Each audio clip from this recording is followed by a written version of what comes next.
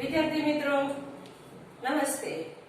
मजाમાં આપણે કાલે બીજો પાઠ શીખ્યા હતા, એમાં થોડું અડધો શીખ્યા હતા ને અડધો બાકી છે, તો ફરીથી આપણે એના પછીનું હવે શીખીશું। પેલા શીખ્યા હતા ગાંધીજી વાળું, ગાંધીજીનું છે ને, યાદ છે બીજો પાઠ? હા, તૈયાર?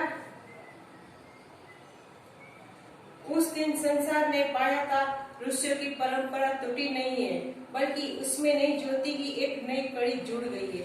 कि ए दिवसे संसारे मेळव्યું કે ખરેખર જે આપણો ભારત દેશ છે એ ઋષિઓની પરંપરા હજી સુધી તૂટી નથી, પરંતુ એક નવી જ્યોતિ એની સાથે જોડાઈ ગઈ છે। એટલે કે ગાંધીજીને ઋષિનું નામ આપ્યું છે, એની સંજ્ઞા આપી છે। કાશ वह ज्ञान उस अज्ञानी को हो पाता जिसने हिंदुत्व के नाम पर इतना बड़ा अनर्थ किया। कि काश के जे व्यक्तिए गांधीजीની हत्या કરીને એને જો ખબર હોત ને કે કઈ રીતે હત્યા કરી હતી, કે હિન્દુત્વના નામ ઉપર, કે એ પોતે જ્યારે સત્યવાદી હિન્દુત્વ હોય એવી રીતે, તો આવું બધું અનર્થ થતા અટકી ગયું હોત। किंतु बापू अमर है, अपने दिव्य रूप में वह सिर्फ यहाँ ही विद्यमान नहीं है, यत्र तत्र सर्वत्र उनकी सत्ता और महत्ता व्याप्त है और तब तक व्याप्त रहेगी जब तक आकाश में चांद तारे और पृथ्वी पर उद्भिज अंडज पिंडज है। કે આ બધી બાપુ તો આપણા અમર છે, પણ હા એનું દિવ્ય સ્વરૂપ છે એ ચારે બાજુ વિદ્યમાન છે, અહીં તહીં ત્યાં ચારે બાજુ છે, આકાશમાં। પછી એની જે વ્યાપ્ત રહેલી છે એ જ્યાં સુધી આકાશ તારા ને પૃથ્વી પર વનસ્પતિ ને બધું હશે ત્યાં સુધી એ રહેશે। और इस सादगी में भी तुम कितने महान हो, क्या इसका ऐसा तुम्हें भी कभी होता है? अरे तुम्हें देखकर कितने रत्न स्वर्ण सिंहासन भी ईर्ष्या से जलते होंगे। હવે લેખક કહે છે બિસ્તરને, કે બિસ્તર આ જે સાદું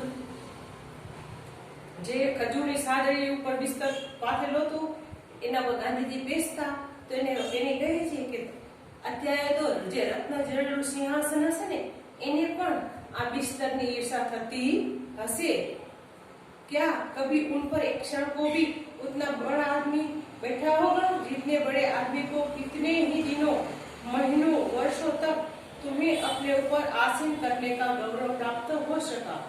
कैसे કે શું એના ઉપર આવો મજાનો મહાન વ્યક્તિ બેઠો હશે કે કેટલા દિવસો વર્ષો મહિનો સુધી એના પર બેસવાનું એને ગૌરવ મળ્યું।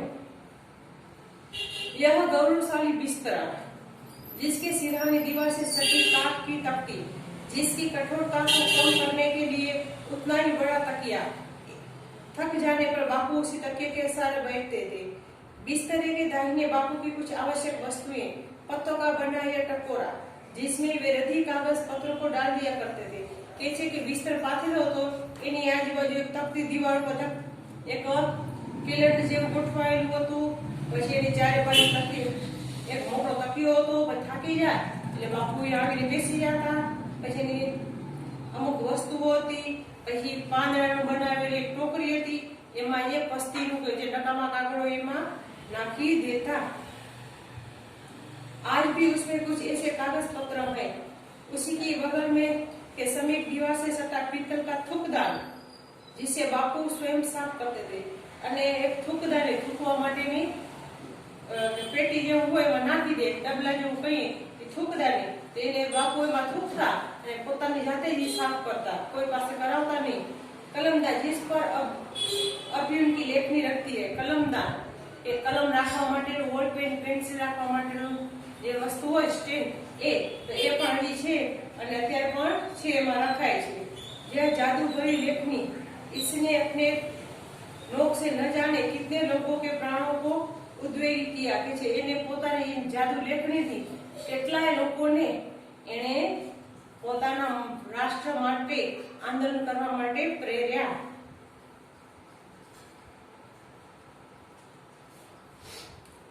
जिसके चक्कर से ही सारा भारत नाचने लगा, वो ठीक उसी तरह जिस कृष्ण की वंशी से गोपियां नाचने लगी थी।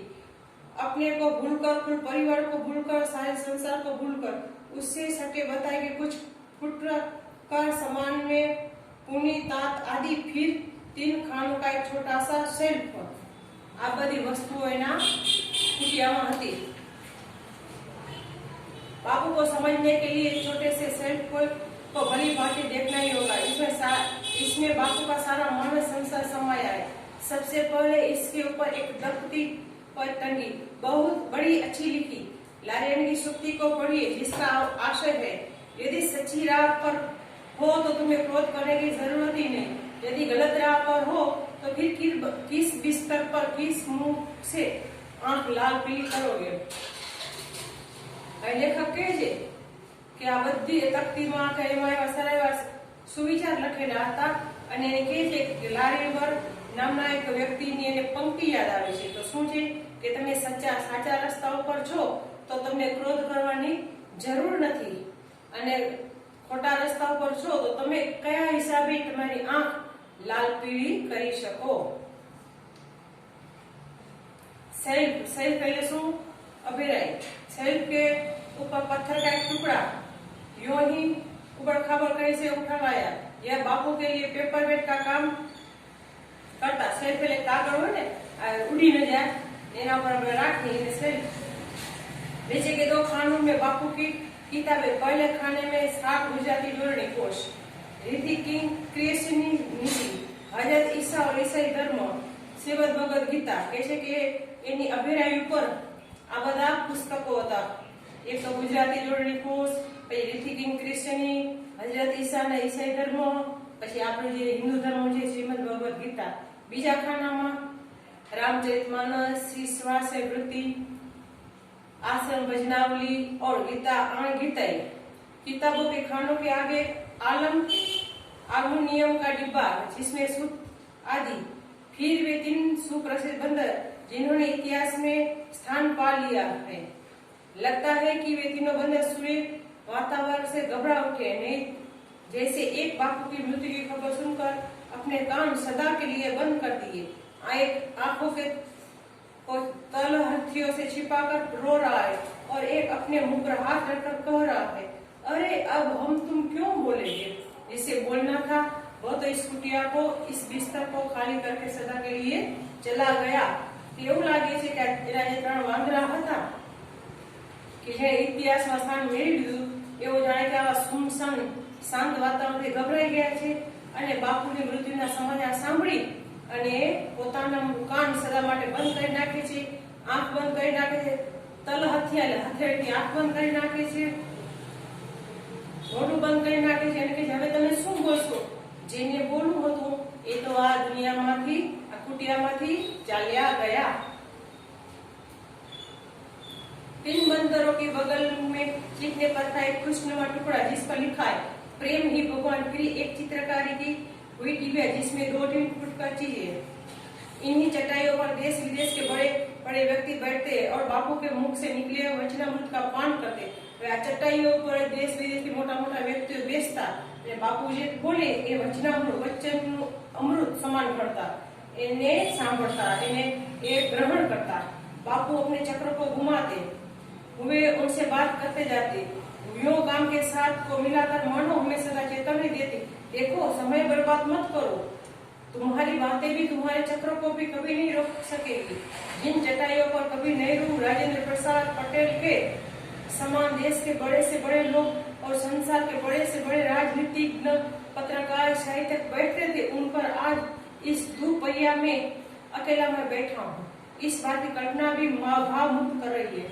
हाँ, इस लेखक શું કહે છે કે જ્યારે પણ ગાંધીજીને કોઈ મળવા આવતું તો બાપુ છે પોતાનો ચરખો ચલાવતા અને સાથે સાથે વાત પણ કહેતા અને કહેતા કે તમે તમારો સમય ખોટો બરબાદ ન કરો, તમારા કામની સાથે પર વાત થઈ શકે છે। અને હા, જ્યારે બાપુની આ ચટાઈ આ શેત્રંજી ઉપર નહેરુજી, રાજેન્દ્ર પ્રસાદ પટેલ એટલે સરદાર વલ્લભ પટેલ એ બધા મોટા મોટા લોકો આવતા અને સંસારના પણ બધા મોટા મોટા રાજનીતિજ્ઞ, પત્રકાર, સાહિત્યકાર આવતા અને આ ચટાઈ ઉપર બેસતા।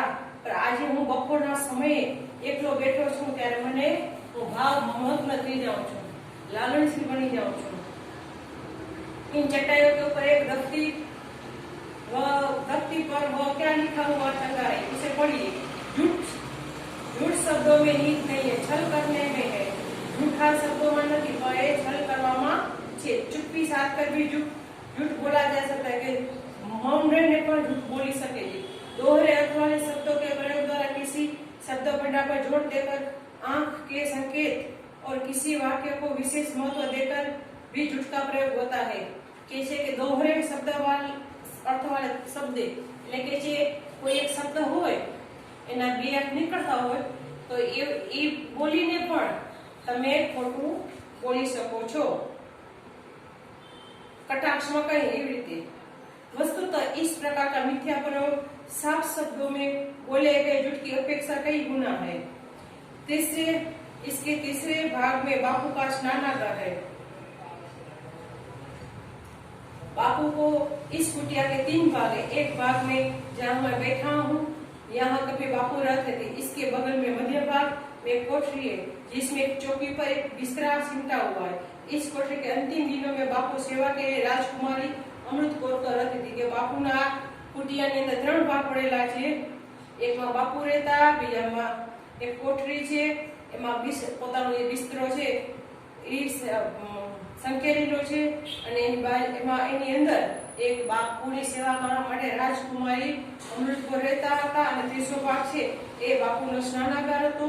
એમાં બાપુ સ્નાન કરીને પોતે સાફ સફાઈ કરતા। कितनी सफाई कैसे समझता बापू अपने कमोड को अपने हाथों कैसे साफ रखते। उसकी सफाई के लिए लकड़ी का ब्रूस, फिनाइल की शीशी है। कैसे बापू પોતાના બાથરૂમ ને કેવું સાફ કરતા, લાકડીનો બ્રશ હોય અને ફિનાઇલની शीशी उपयोग करता। कमोड के आगे कमरे में पानी की बाल्टियां, लोटे, मिट्टी के हंडे आदि हैं। ये एनी पास શું છે बाल्टी, लोटो, माछली नो हांडो ये छे। इस भाग के 2 हिस्से, एक में शौच और स्नान के समान, दूसरे में एक चौकी है, कुछ तख्ते। बापू के शरीर पर यही तेल मालिश हो जाती थी कि एमा 2 छे भाग। एक में स्नान करवानो सामान छे, बीजा में बापू ने तेल मालिश करता एनो। बापू की कुटिया की एक एक वस्तु को अपरक दृष्टि से देख रहा हूँ और लिख रहा हूँ कि बापू ने एक एक सूक्ष्म नानी मोटी दरेक वस्तु જોઈ અને હું મારી પલક ઝપટા વગર પણ હું લખી રહ્યો છું, એને ઝપટવા દેતો નથી। बांस और लकड़ी की बनाई हुई यह कुटिया, ऊपर खपरे, दीवारें बांस की फटियों की है। जैसे वांस અને લાકડીથી બનાવેલી આ कुटिया અને એની ઉપર છે એ શું છે છાપરા છે। दीवार बांस की फटिया है, दीवार वांसથી મઢેલી છે जिन पर चटाई लगाकर ऊपर से मिट्टी से पोत दिया गया है। પછી એના પર માટીથી આમ લીપી નાખ્યું છે। પહેલાના સમયમાં બધા મોટે ભાગે એવા જ ઘર હતા। कहीं भी चूना या किसी रंग का प्रयोग नहीं किया गया कि कोई पण जगह चूनो के रंग नो प्रयोग કર્યો નથી। दरवाजे और खिड़कियां काफी है, हवा और रोशनी की कमी नहीं। दरवाजा ने खिड़कियां જોઈતા પ્રમાણમાં છે, હવા અને પ્રકાશ પણ એવો સારો હોય છે। તો વિદ્યાર્થી મિત્રો આપણે આ બાપુની કુટિયા વિશે સમજ્યા। હવે તમે જે સમજાય નહીં એ તમે પછી અમને ઓનલાઈન પૂછી શકો છો। ધન્યવાદ।